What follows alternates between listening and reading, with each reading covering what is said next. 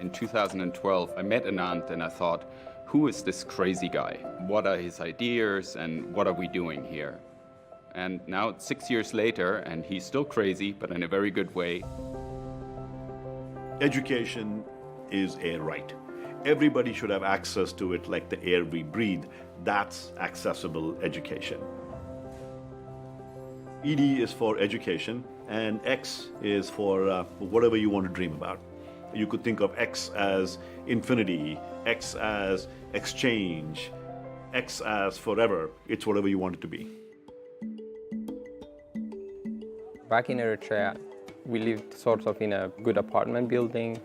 We considered ourselves to be privileged. But then coming to Uganda, living in a refugee camp, you tend to see a lot of different kind of people. People that have fled wars, that have gone through really bad times.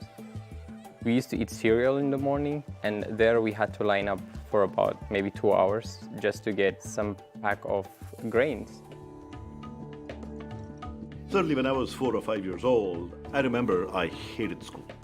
We all sat cramped in a little classroom in Mangalore, in India, all next to each other, and teacher would take a ruler and actually whack us on our knuckles if he talked. I had to go to class 8 or 9 o'clock in the morning, and I hate mornings. There was no concept of an internet. We had an old rotary phone in our house that on a rainy day would not work. Imagine now, you could learn whenever you want, wherever you want. Imagine you could also be learning at midnight.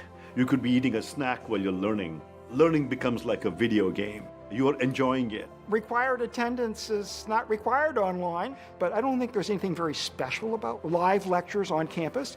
And in fact, I'm not even sure they're the best way to learn the material. You might think about your most inspiring teacher being someone who is standing in front of you, and that's because that was your experience. But now, your most inspiring teacher might be a Harvard professor who's thousands and thousands of miles away from you, but they are the expert in their field and they are speaking to you, and it's as if you're sitting there in their classroom.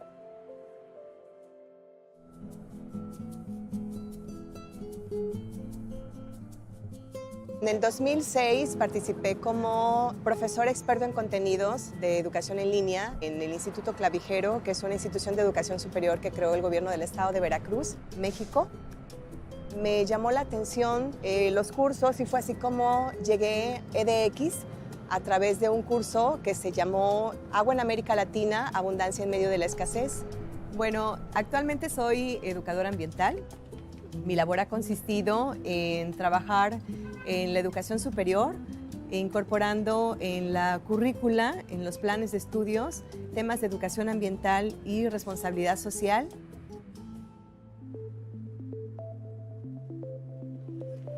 edX was founded by Harvard and MIT. Harvard and MIT are two of the world's greatest institutions. If you write enough, you're able to come to the small cohort of students that gets admitted to places like that. Frankly, you're among the luckiest people in the world. I've done admissions at MIT. At the undergraduate level, we admit about 1,200 students a year. But let me promise you, far more than 1,200 students are capable of an MIT caliber education.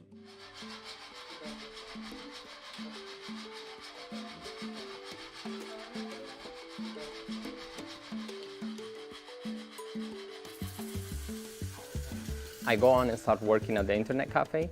I ran into a forum that talked about edX. I go on edX and I see that there's a Harvard course. That hit me because my dad always wanted me to go to Harvard, Oxford, Stanford. It was the best moment for me. I thought it was paid at first, to be honest, and I was planning to see maybe save for it. But when I clicked the enroll page, it gives you like the amount that you have to pay, and it was zero at that time. In 2012, there was a meeting at MIT about establishing international campuses and doing education globally in a more traditional way. And Anant and some of his colleagues said we're Massachusetts Institute of Technology, so utilize technology and bring education to the masses rather than the masses to us. I was pretty convinced computers would actually have a great impact on education, but what that impact was and how best to use computers to improve learning outcomes, that's something that we, in 2011, were just beginning to think seriously about. We were creating everything from scratch. The content, the pedagogy, the interactive stuff the students did. I didn't realize how many students would find it useful, hundreds and hundreds of thousands of students. That's more students than I taught in my entire 40-year career in one 12-week period. An undergraduate education in the US costs almost $250,000, and the national debt for students is $1.5 trillion. So in the US, it is inaccessible because of cost. In places like India, where I grew up, on the other hand, education might be less expensive, but only a few % of the people can get access to a quality education. I think honestly there's no higher calling than teaching, and I enjoyed that, but I really wanted to have a greater impact. And I can't think of a greater impact than taking what I know about delivering quality teaching and learning than to the millions of learners that we have on edX. What edX is able to do is to bring access to education, and by which social mobility, to millions of more people than would otherwise have it. It's the most important game changer in a person's life. I was in a virtual life learning real Harvard classes and doing the real Harvard problem sets. I would have never imagined to do that before because I didn't have the money for it. I took the courses, I did the problem sets as much as I can. They had a forum. I kept learning more even after I finished the edX course.